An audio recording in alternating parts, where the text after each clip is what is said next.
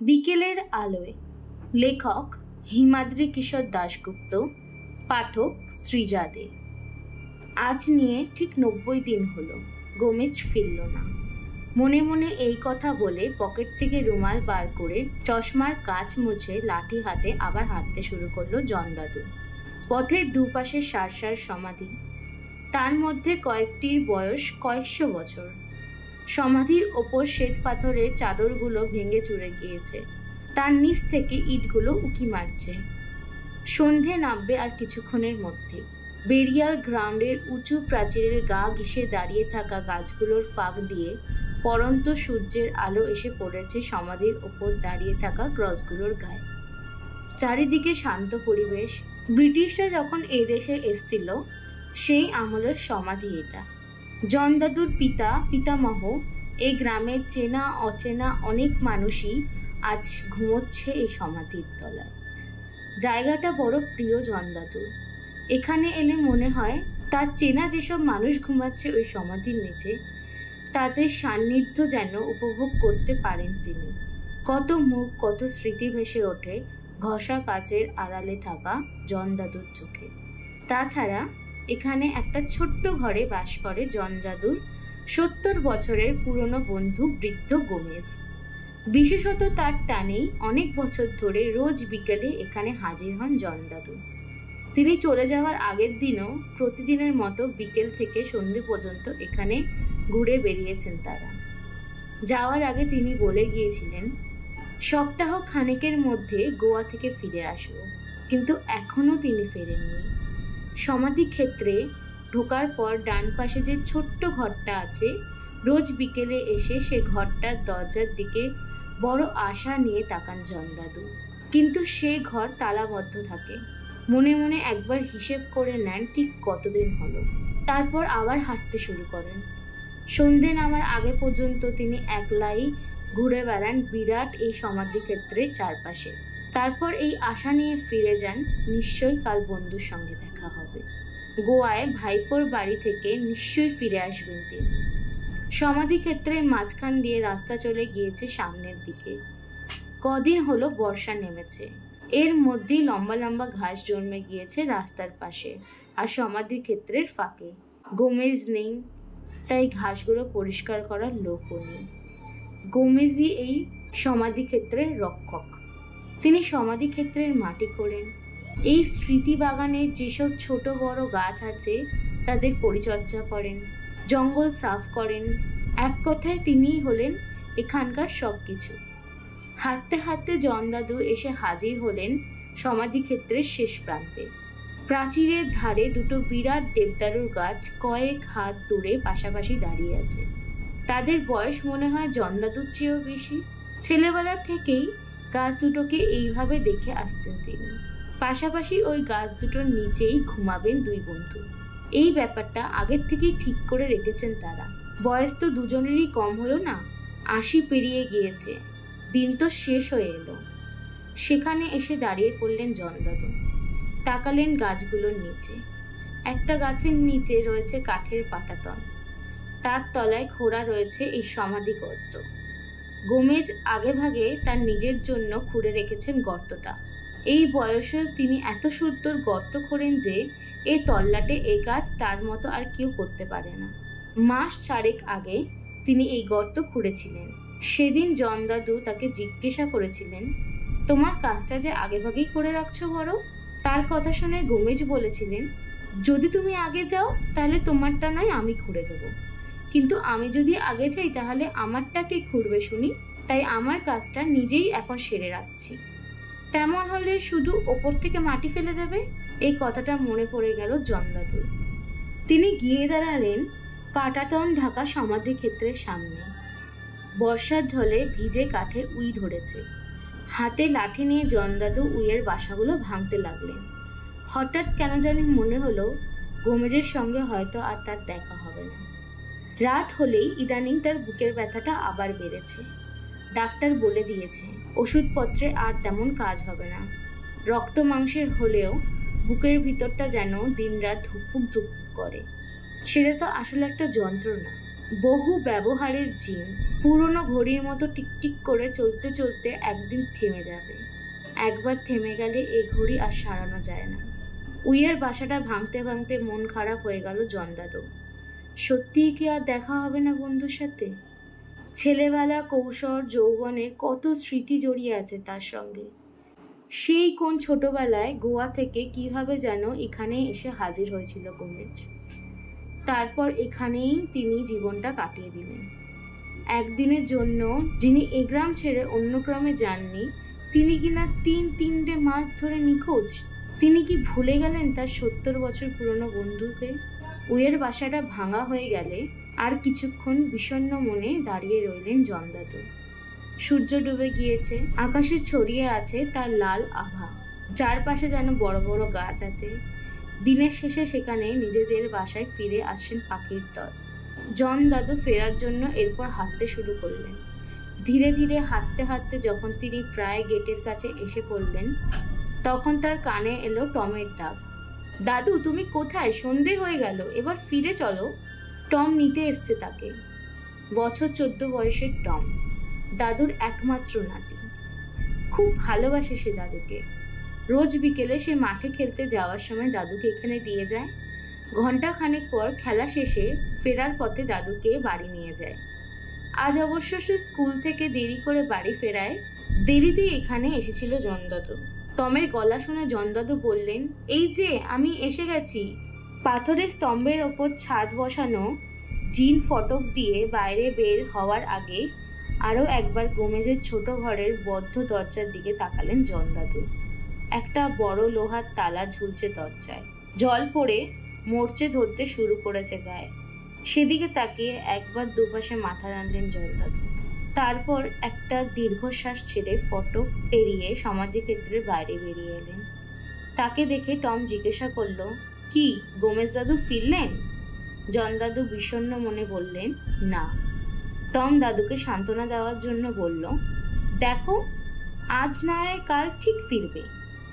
রোজই এক কথা বলে টম, দাদুর মন ভালো করার চেষ্টা করে। কিন্তু গোমেজের ঘরের তালাটা বন্ধই থাকে। তার কথা শুনে জন্দাদু বললেন, তাই হবে হয়তো। এরপর দাদু আর নাতি মিলে হাঁটা শুরু করলেন বাড়ি ফেরার জন্য। দাদুকে নিয়ে টমের বাড়ি ফিরতে আধ ঘন্টা লাগে। বর্ষাকাল।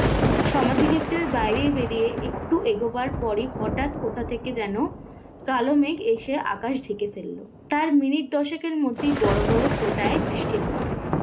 দাদু আর নাতি যখন বাড়ি ফিরলেন, তখন তার একদম ভিজে চুপসে গিয়েছে। সেদিন রাতে খুব জ্বর এলো জন্দাদুর, তার সঙ্গে বুকের ব্যথা। টমের ঠাকুমা অনেক বছর আগেই মারা গিয়েছেন। সারা রাত তার পাশে জেগে বসে রইল টমের মা বাবা।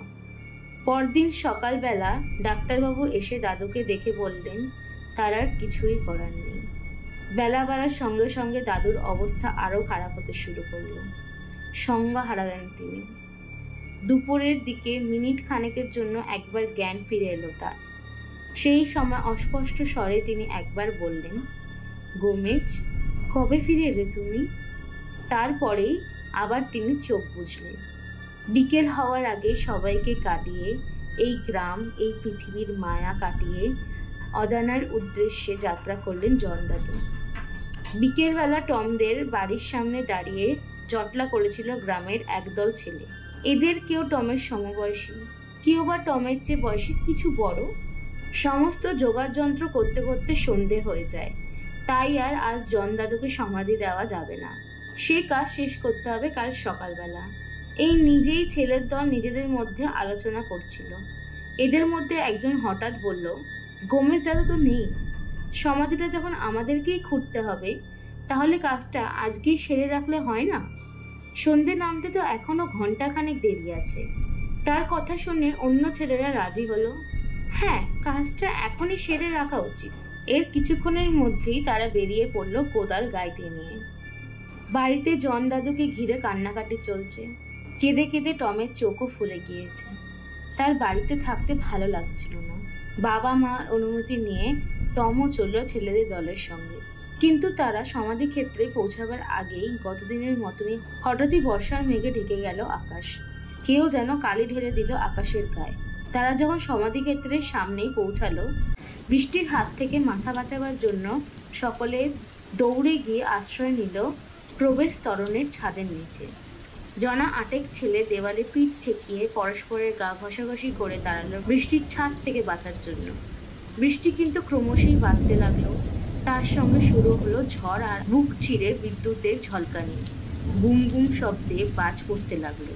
প্রচণ্ড বাতাসের ভিতরে বড় বড় গাছ পাগলের মতো মাথা নাড়তে লাগলো, যেন চারপাশে শুরু হলো মহাপ্রলয়। ছাদের তলায় দাঁড়িয়ে থাকলেও ছেলেরা পুরোপুরি বাঁচাতে পারল না নিজেদের। বাতাসে বৃষ্টির ছাট উড়ে এসে লাগতে শুরু করলো তাদের গায়ে। তারা যে কাজ করার জন্য এখানে এসে হাজির হয়েছিল সেই কাজ আর করা যাবে না, তা বুঝতে পারলো সবাই। কিন্তু বৃষ্টি না থামলে আর বাড়ি ফেরার উপায় নেই। বিশেষত যেভাবে বাজ পড়ছে তাতে তাদের আর কারোর খোলা আকাশের নিচে যেতে সাহস হলো না। সময় এগিয়ে চলল। বিকেল গড়িয়ে কখন যেন সন্ধ্যা নামলো তা কেউ বুঝতেই পারল না। ঠকঠক করে কাঁপতে কাঁপতে বৃষ্টি থামার প্রতীক্ষা করতে লাগলো তারা। সবাই নিজেদের মধ্যে কথা বলতে লাগলো, আর টম চুপচাপ দাঁড়িয়ে ভাবতে লাগলো দাদুর কথা। রোজ দাদুকে বিকেলবেলায় এখানে নিয়ে যেত। কাল বিকেল থেকে এই কাজ আর করতে হবে না। ঘন্টা 3 পর একসময় বৃষ্টি ধরে এলো। যদিও মাঝে মাঝে কালো আকাশের বুক চিরে বিদ্যুৎ চমকাচ্ছে, হয়তো একটু পরেই আবার বৃষ্টি নামবে। অন্ধকারের মধ্যে তো আর মাটি খোঁড়া সম্ভব নয়, কাজেই বৃষ্টি নামার আগে তাড়াতাড়ি বাড়ি ফিরতে হবে। চারপাশে জল জমে গিয়েছে। তার মধ্যে দিয়ে ছপ ছপ করতে করতে টম অন্যদের সঙ্গে পা বাড়ালো সমাধিক্ষেত্রের বাইরে যাওয়ার জন্য। ঠিক সেই সময় সমাধিক্ষেত্রের ভেতর দিক থেকে একটা অস্পষ্ট শব্দ ভেসে এলো টমের কানে। শব্দটা কানে গিয়েছিল টমের পাশে হাঁটতে থাকা একটা ছেলেরও। দুজনে থমকে দাঁড়িয়ে বলল, ও কিসের শব্দ? দুজনকে দাঁড়িয়ে পড়তে দেখে অন্যরাও থেমে গেল। তাদের একজন টমকে জিজ্ঞাসা করলো, কি হলো? টম বলল, কেমন একটা শব্দ শুনতে পাচ্ছি। তার কথা শুনে কান খাড়া করলো সবাই। হ্যাঁ, একটা শব্দ ভেসে আসছে সমাধিক্ষেত্রের শেষ প্রান্ত থেকে।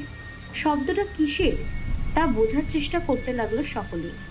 এত রাতের জন্য কিসের শব্দ হতে পারে এখানে? দলের মধ্যে যে দুজন একটু ভীতু গোছের ছেলে, তারা হাত দিয়ে ক্রস আঁকলো। একজন হঠাৎ বলল, সমাধি চোরের দল। সমাধিতে চোরের দল ঢোকেনি তো এখানে? গত মাসেই তো পাশের গ্রামে সমাধির ক্ষেত্রে একটা গর্ত খুঁড়ে কারা যেন হাড়গোড় তুলে নিয়ে গিয়েছিল বলে শুনেছিলাম। এই খবরটা ছেলেদের মধ্যে আরো কয়েকজন জানে। কাজেই সমাধির চোরের কথাটা বাকিরা কিন্তু উড়িয়ে দিতে পারল না। শব্দটা হয়েই চলেছে। একজন বলল, তাহলে চল দেখা যাক ব্যাপারটা কি। অন্য একজন বলল, কিন্তু যদি চোরের কাছে হাতিয়ার থাকে? আর একজন একথা শুনে বলল, আমাদের কাছেও তো গাইতে কোদাল আছে, এতে ভয় কি আছে? মিনিট 2 আলোচনা করার পর তারা সিদ্ধান্ত নিল, একবার দেখে নেওয়া যাক ব্যাপারটা। কোদাল গাইতে নিয়ে অন্ধকারে তারা এগোতে লাগলো শব্দের দিকে। টমের বাড়ি ফিরে যাওয়ার ইচ্ছে ছিল, কিন্তু অজ্ঞাত সেও সকলের পিছু পিছু হাঁটতে শুরু করলো। প্রচণ্ড বৃষ্টিতে মাটি ভিজে গিয়েছে, পা বসে যাচ্ছে কাদা মাটিতে। দুপাশে ছোটখাটো গাছ ঝোপ জঙ্গল নুয়ে পড়েছে পথের মধ্যে। চারপাশে জমাট অন্ধকার। শুধু মাঝে মাঝে যখন বিদ্যুৎ চমকাচ্ছে তখন তার আলোয় আবছা ফুটে উঠছে সমাধিক্ষেত্রের মাথার উপর জেগে থাকা সাদা ক্রসগুলো। জল কাদা আর ঘাস জঙ্গল ভেঙে টমেরা এগোতে লাগলো। কিছুক্ষণ পর তারা বুঝতে পারল শব্দটা ভেসে আসছে সমাধিক্ষেত্রের শেষ প্রান্তে যে দেবদারু গাছ দুটো আছে তার কাছ থেকে। সেই জায়গাতেই তো জনদাদু সমাধির গর্ত খোঁড়ার কথা। আরো কয়েক পা সেদিকে এগোনোর পর তারা এটাও বুঝতে পারলো শব্দটা আসলে মাটির ওপর কোদাল চালানোর শব্দ। ঝপঝপ শব্দে দ্রুত মাটি কেটে চলেছে কেউ। কে ওখানে? ধীরে ধীরে এগিয়ে সকলেই গিয়ে দাঁড়ালো একটা গাছের মোটা গুড়ির আড়ালে। অন্ধকারের মধ্যে দেবদারুর গাছের নিচে একটা অস্পষ্ট অবয়ব চোখে পড়ল টম আর তাদের সঙ্গীদের। যে দেবদারুর গাছের নিচে জনদাদুর জন্য গর্ত কাটার কথা, সেখানেই মাটি খুঁড়ে চলেছে লোকটি। গাছের আড়ালে দাঁড়িয়ে সবাই ভাবতে লাগলো, লোকটি কে? টমেদের দিকে পেছন ঘুরে মাটি খুঁড়ছে সে। হঠাৎ একটা ঘটনা ঘটল। একটা ছেলে ভালো করে দেখার জন্য সরে দাঁড়াতে গিয়ে কাদা মাটি পা পিছলে ধপ করে মাটিতে পড়ে গেল। আর তার সঙ্গে থেমে গেল মাটি কাটার শব্দ। টমের মনে হলো যেন ফিরে দাঁড়ালো লোকটি। ঠিক সেই মুহূর্তে অন্ধকার আকাশের বুক চিরে বিদ্যুৎ চমকালো। তার আলোয় মুহূর্তের জন্য সামনের অন্ধকার কেটে গেল। টমেরা দেখতে পেল তাদের দিকে তাকিয়ে আছে কোদাল হাতে দীর্ঘদেহী একজন লোক। তার মাথার চুলগুলো স্বর্ণের মতো সাদা, ঘাড় থেকে হাঁটুর নিচ পর্যন্ত নেমে আসছে কালো কোটটা বৃষ্টিতে ভিজে গিয়ে গায়ের সঙ্গে লেপ্টে আছে। একটা মুহূর্ত মাত্র, কিন্তু তার মধ্যে টম ছিনে ফেলল তাকে। সে বলে উঠল, আরে ইনি যে গোমেজ দাদু। টমের কথা শেষ হতে না হতেই কাজেই কোথায় যেন প্রচণ্ড শব্দে বাজ পড়ল। কেঁপে উঠল ছেলের দল। টম এবার চিৎকার করে বলল, গোমেজ দাদু, কবে ফিরলেন আপনি? তার কথার কোনো উত্তর এলো না। শুধু অন্ধকারের মধ্যে মাটির ওপর কোদাল চালাবার শব্দ শুরু হলো আবার। টম আবারও একটা প্রশ্ন করল, কিন্তু এবারও সে কোনো উত্তর পেল না। কিছুক্ষণ অন্ধকারের মধ্যে চুপচাপ দাঁড়িয়ে রইল সকলে। এবার বৃষ্টির ফোঁটা গায়ে পড়তে শুরু করল। বৃষ্টি বাড়লে আর বাড়ি ফেরা যাবে না। তাছাড়া গোমেজ দাদু যখন ফিরে এসেছে তখন আর কোনো চিন্তা নেই। কাজেই সকলে এরপর বাড়ি ফেরার জন্য পা বাড়ালো। বাড়ি ফিরে টম খবর দিল, গোমেজ দাদু ফিরে এসেছে। সেদিন মাঝরাতে ঘুম ভাঙলে একলা ঘরে খাটের ওপর উঠে বসলো টম। পাশের ঘরে তখন জন দাদুর মৃতদেহের কাছে বসে তন্দ্রায় ঢুলছে অবসন্ন টমের মা বাবা। বাইরের আকাশে তখন মেঘ কেটে গিয়েছে। খোলা জানলা দিয়ে চাঁদের আলো এসে পড়েছে ঘরের মেঝে। খাটে উঠে বসে জানলার বাইরে তাকালো টম, আর তখনই সে দেখতে পেল তাকে। জ্যোৎস্নায় ভেসে যাচ্ছে বাইরেটা। সেই আলোয় টমের বাইরে কয়েক হাত দূরে ছোট কাঠের বেড়ার ওপর রাস্তায় দাঁড়িয়ে আছেন গোমেজ দাদু। তার পরনে সেই লম্বা চুলের কোট। চাঁদের আলোয় তার মাথার ভর্তি সাদা চুল যেন আরো বেশি সাদা দেখাচ্ছে। তিনি চেয়ে আছেন টমেদের বাড়ির দিকে। এত রাতে এভাবে এখানে তিনি দাঁড়িয়ে রয়েছেন কেন? ঘরের ভিতর থেকে তন্দ্রাচ্ছন্ন চোখে তার দিকে তাকিয়ে রইল টম। গোমেজ দাদু এভাবেই দাঁড়িয়ে রইলেন। মিনিট খানেকের মধ্যে টমের চোখের পাতা বুঝে গেল। বিছানায় শুয়ে পড়ল টম। পরদিন বেলা 10টা নাগাদ জন দাদুর কফিন নিয়ে শোকযাত্রা রওনা হলো সমাধিক্ষেত্রের উদ্দেশ্যে। ভোরবেলা একজন লোককে সমাধিক্ষেত্রে পাঠিয়েছিলেন টমের বাবা। সে ফিরে এসে খবর দিয়েছেন যে দেবদারু গাছের নিচে সুন্দরভাবে একটা গর্ত করে রাখা আছে, কিন্তু সে গোমেজ দাদুকে সমাধিক্ষেত্রের ভিতর কোথাও দেখতে পায়নি। শোকযাত্রা একসময় এসে পৌঁছালো সমাধিক্ষেত্রে। ফকট দিয়ে ভেতরে ঢুকতে টমের নজর পড়ল গোমেজ দাদুর ঘরের দরজায়। ভারী লোহার তালাটা সেখানে একইভাবে ঝুলছে। বর্ষার জলে মরচে ধরেছে তলায়। কফিন নিয়ে সকলেই এসে হাজির হলো দেবদারুর গাছ দুটোর নিচে।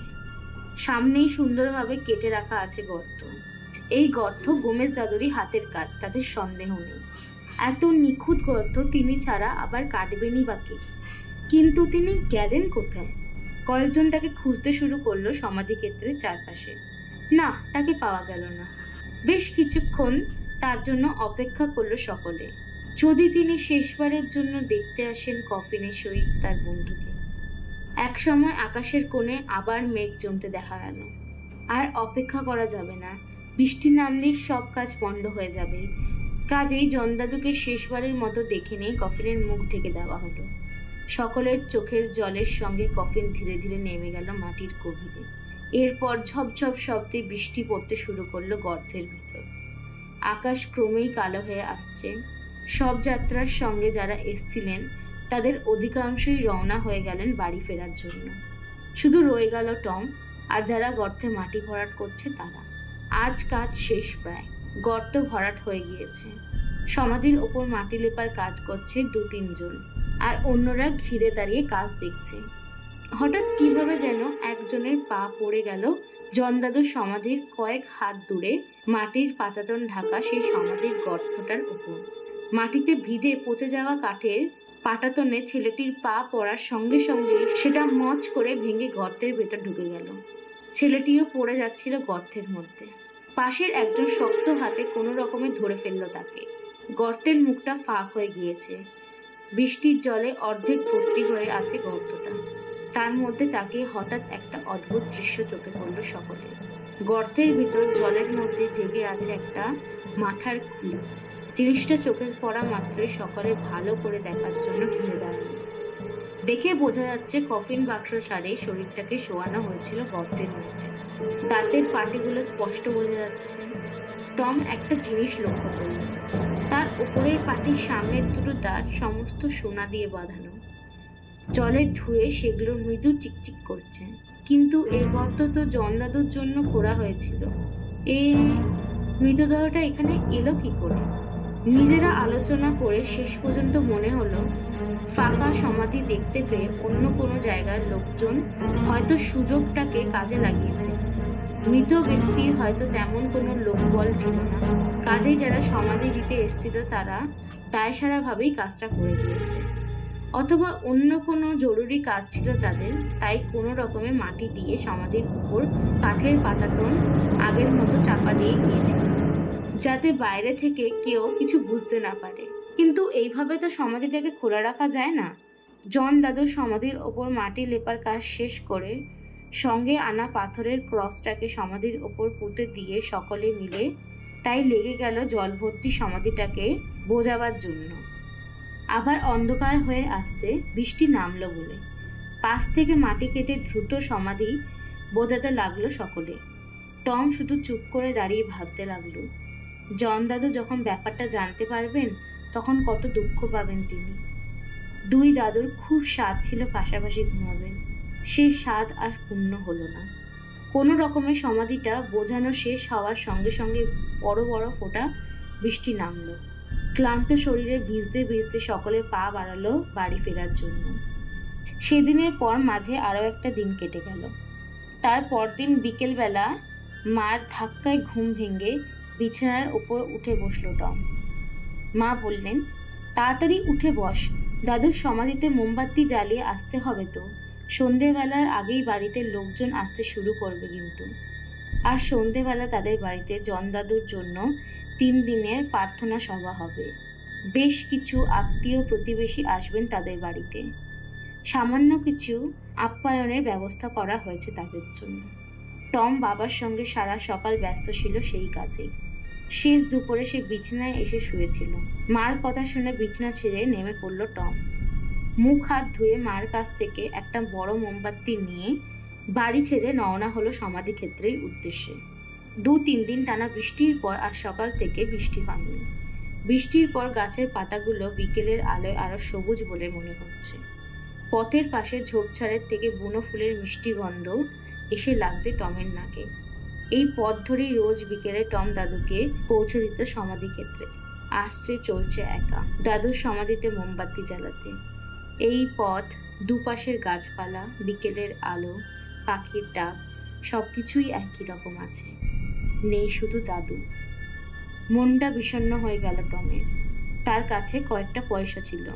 রাস্তার পাশে একটা দোকানে গিয়ে দেশলাই কিনল টম। দোকান ছেড়ে বেরিয়ে প্যান্টের পকেটে দেশলাইটা রাখতে গিয়ে পকেটের ভেতর কি একটা জিনিস হাতে ঠেকলো টমের। কি এটা? টম পকেট থেকে বের করে আনলো একটা খাম। খামটা দেখেই টমের মনে পড়ে গেল আজ সকালেই পোস্টমাস্টার এসে গিয়ে দিয়েছিলেন সেটা। তখন টম কি একটা কাজে বাড়ির বাইরে যাচ্ছিল, খামটা সে পকেটেই রেখে দিয়েছিল। তারপর আর খেয়াল ছিল না খামের কথা। হাঁটতে হাঁটতে খামটা আবার পকেটে ঢুকাতে গিয়ে হঠাৎ একটা জিনিস চোখে পড়ায় থেমে গেল টম। আরে, এই চিঠিতে জন দাদুর উদ্দেশ্যে লেখা। কে লিখেছে চিঠিটা? তার নামে তো কোনোদিন কোনো চিঠি আসেনি। টম কৌতূহল হয়ে পথের পাশে দাঁড়িয়ে পড়তে শুরু করলো চিঠিটা। চিঠির তারিখটা মাস 2 আগে। তাদের খুদে হস্তাক্ষরে লেখা, প্রিয় জন খুড়ো, আশা করি ঈশ্বরের কৃপায় আপনি কুশলে আছেন। অত্যন্ত দুঃখের সঙ্গে আপনাকে জানাচ্ছি যে আমাদের গোমেজ খুড়ো আপনার প্রিয় বন্ধু আর আমাদের মধ্যে নেই। 3 দিন আগে তিনি প্রয়াত হয়েছেন। এখানে আসার পর তিনি সুস্থ ছিলেন। কয়েক সপ্তাহ আগে তিনি স্থানীয় এক দাঁতের ডাক্তারের কাছে গিয়ে সোনা দিয়ে 2টো দাঁত বাঁধান। এরপরেই তার এখান থেকে ফিরে যাওয়ার কথা ছিল, কিন্তু দাঁত বাঁধানোর পরে হঠাৎ অসুস্থ হয়ে পড়েন তিনি। ডাক্তারের চেষ্টা সত্ত্বেও ধীরে ধীরে মৃত্যুর দিকে এগিয়ে যান তিনি। মৃত্যু শয্যায় বারবার বলছিলেন আপনার কথা। তার শেষ ইচ্ছে ছিল মৃত্যুর পর তার দেহ যেন আপনার সঙ্গে সমাধি ক্ষেত্রে সমাধি দেওয়া হয়। দূরত্ব ও আর্থিক অসুবিধার কারণে সেই কাজ আমাদের পক্ষে করা সম্ভব ছিল না। অত্যন্ত দুঃখের সঙ্গে জানাচ্ছি যে এখানেও তার মৃতদেহ আমরা সমাধি দিতে পারিনি। ব্যাপারটা সংক্ষেপে এইরকম, 3 দিন আগে প্রচন্ড ঝড় বৃষ্টি আর সেই সঙ্গে সমুদ্রের প্রবল জলোচ্ছ্বাস হয়। সমুদ্রের জল ঢুকে পড়ে সমাধি ক্ষেত্রে। তার হাত থেকে বাঁচার জন্য আমরা কফিন নিয়ে রেখে সমাধি ক্ষেত্রের এক কোণায় একটা ঘরের মধ্যে আশ্রয় নিই। কিছুক্ষণ পর ঝড় বৃষ্টি একটু কমলে আমরা ফিরে গিয়ে দেখি কফিনটা কাত হয়ে পড়ে থাকলেও গোমেজ খুড়োর শরীর আর তার মধ্যে নেই। আশপাশেও আত্মার সন্ধান পাইনি আমরা। আমার ধারণা সমুদ্র অন্য কোথাও ভাসিয়ে নিয়ে গিয়েছে তার শরীর। গোমেজ খুড়ো চলে যাওয়া দুর্ভাগ্যজনক সংবাদ আপনাকে জানাতে হলো বলে আমাকে মার্জনা করবেন। ঈশ্বরের কাছে আপনার নিরোগ দীর্ঘায়ু কামনা করি। ইতি হতভাগ্য স্টিফেন গোমেজ, উলচাজরো, গোয়া। চিঠিটা পড়ার পর কিছুক্ষণ রাস্তার পাশে থমকে দাঁড়িয়ে রইল টম। তার মনে পড়ে গেল জন দাদুর সমাধির পাশে গোমেজ দাদুর জন্য খুঁড়ে রাখা গর্তে জলকাদার মধ্যে ভেসে থাকা সেই মুখটার কথা। কয়েক মুহূর্তে কি যেন চিন্তা করলো টম। তারপর সে আবার দোকানে ফিরে গেল। সে আবার একটা মোমবাতি কিনলো সেখান থেকে, আর একটু দাঁড়িয়ে চেয়ে নিল দোকানদারের কাছ থেকে। তারপর পা বাড়ালো সমাধি ক্ষেত্রের দিকে। সমাধি ক্ষেত্রে আর কোনো মানুষ নেই, শুধু মাঝে মাঝে ভেসে আসছে পাখির ডাক। টম প্রথমে গিয়ে হাজির হলো দেবদারুর গাছ দুটোর কাছে, কিন্তু দূরে বুনো গোলাপের ঝাড় থেকে মিষ্টি গন্ধ ভেসে আসছে। মোমবাতি দেশলাই মাটিতে নামিয়ে রেখে একটু দূরের গাছ থেকে দুটো শক্ত ডাল ভেঙে আনলো সে। ডাল দুটোকে আড়াআড়ি করে ক্রসের মতো বেঁধে সে পুঁতে দিল জন দাদুর পাশে সমাধির মাটির ওপর। তারপর কিছু বুনো গোলাপ তুলে এনে তার পাপড়ি ছড়িয়ে দিল সমাধি দুটোর ওপর। শেষ মোমবাতি দুটো জ্বালিয়ে একটা একটা করে বসিয়ে দিল সমাধি দুটোর সামনে। কাজ মিটে যাওয়ার পর সমাধি দুটোর মাঝখানে দাঁড়িয়ে মাথা নিচু করে টম কিছু মুহূর্তে শ্রদ্ধা জানানো মাটির গভীর শুয়ে থাকা মানুষ দুটোর প্রতি। তারপর পা বাড়ালো ফিরে যাওয়ার জন্য। ধীরে ধীরে হাঁটতে হাঁটতে টম এসে হাজির হলো সমাধিক্ষেত্রের বাইরে যাওয়ার তোরণের সামনে। বাইরে পা রাখার আগে সে শেষবারের জন্য একবার ফিরে তাকালো দূরের দেবদারু গাছ দুটোর দিকে। বাতাসে মৃদু মৃদু দুলছে গাছ দুটো। তার ফাঁক দিয়ে ছুঁয়ে আসা শেষ বিকেলের আলোয় গাছ দুটোর নিচে হাত ধরাধরি করে দাঁড়িয়ে আছে দুজন বৃদ্ধ মানুষ। তারা যেন হাসছে টমের দিকে তাকিয়ে। টম তাদের দিকে তাকিয়ে হাত জোড় করে মাথা ঝুঁকিয়ে প্রার্থনা জানালো। তারপর খুশি মনে হাঁটতে শুরু করলো বাড়ির পথে।